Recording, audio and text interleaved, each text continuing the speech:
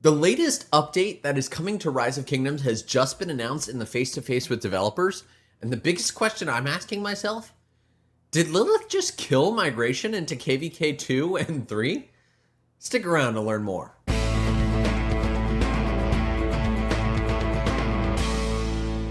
Let's begin with a look back to how things began with this whole constraining of Season 1, Season 2, and Season 3.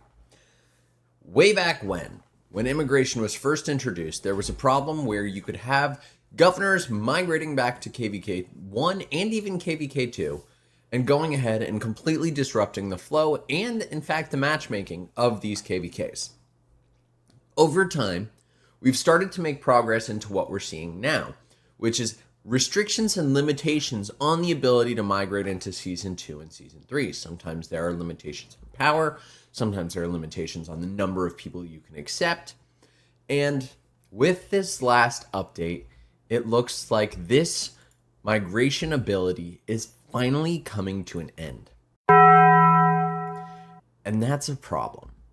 And the reason that's a problem is because there are a lot of players that really enjoy KVK 2 and they really enjoy KVK 3. Though I do know KVK 3 is very unpopular. Now, let's read through what the question and answer provided by Lilith was, and I can give you my take on this. Overall, the question was, how are they planning on improving the experience for new kingdoms? Lilith said, new kingdoms have always been of great importance to us, and we've always strived to improve their experience. We've recently conducted a survey for kingdoms that just entered Season of Conquest, and most governors' complaints focused on the following. Governors immigrating into kingdoms were too strong, making things unfair for native governors. Sure, maybe that's the case because there are a lot of players that go ahead and deliberately will go in there and max all the KVK 2 commanders just so they can actually compete in KVK 2. Sure, I'll give you that. Now, the other thing that they say is new kingdoms are being matched with older kingdoms in KVK, resulting in most governors in the new kingdoms being unable to keep up. So this one is a little bit confusing to me, because KVK 2 and KVK 3 are still very early game KVKs. And so I'm not quite sure how you can end up with those kingdoms matchmaking with older kingdoms until they get to Season of Conquest. But candidly, once you hit Season of Conquest, it's kind of open season on matchmaking anyways. And sure, maybe that's a problem, but maybe what that means is they should give these early kingdoms the option to choose another light versus dark KVK, or the option to choose another KVK 2 style. I remember when I was playing, we played 3 light versus dark KVKs in a row. I know that's some people's nightmare, but candidly, they just hadn't revealed any new KVK formats at the time. Again, I've been playing since 2019, so I'm kind of a grizzled old veteran. So I understand the approach. I'm just not sure that I think it's the right way to solve this problem. Now, let's take a look at what they're actually going to be changing. They're adding an extra requirement for cross-season immigration to a Season 2 kingdom. The immigrating character cannot be more than 120 days older than the target kingdom. This is why they're killing this migration path. Because 120 days is not a long time in Rise of Kingdoms. That is not a long time at all. In fact, most of the time, there's about 90 days between each KVK, which means you will have really just had to come out of the KVK that you're trying to go back into.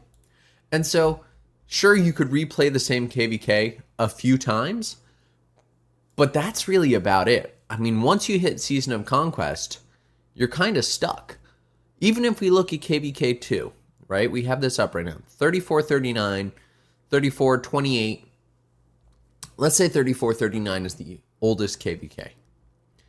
If we go all the way back to the others, you see 3392.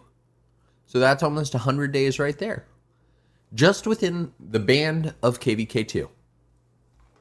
So this is a problem, because 120 days really doesn't allow for anyone in Season of Conquest to go ahead and actually go play these older KVK types anymore. And that also means that if you like KVK 2 or you like KVK 3, they're off the table for you. which I'm not a big fan of.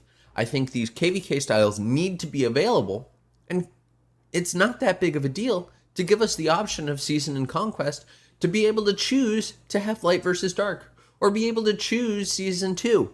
The only reason why Lilith won't provide it is because they're Crystal Tech free. So I'm not a fan of this. I think the intention is to protect those early kingdoms, which I recognize, but the approach is not the best way to do it. Now, they also have these rules for Season 3, 180 days, 240 days. Most accounts are going to be over 500 days old. If you're over 500 days old, you're SOL. You can't get back to these. So, what do I think of this change? I think the intention is good. I understand that they want to restrict these. However, here's how I would do it.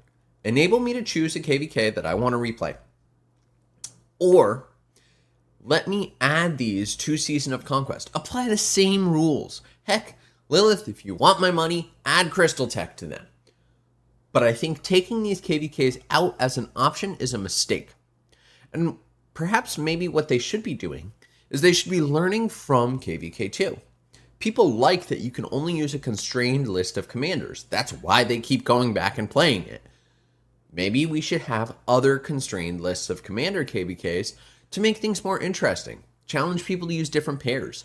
This also means that for those players that are free to play or low spend that can't afford to max all the newest and greatest commanders, they still have options available to them. I think that is the way to approach this, rather than making it so these early KVKs aren't an option, which is really not the way to do it, especially because there is the potential for some of these newer kingdoms to not have as many people. So, yes, I think Lilith just killed KVK 2 and KVK 3. Let me know what you think in the comment section below. I'm not pumped about this update. I think there are better ways to do it, but I want to hear from you guys. Let me know what you think. If you've enjoyed, drop a like on the video, and be sure to hit that subscribe button right over there, bottom right-hand corner, and hit the bell so you get notified when new episodes come out. Thank you all. Chappy out.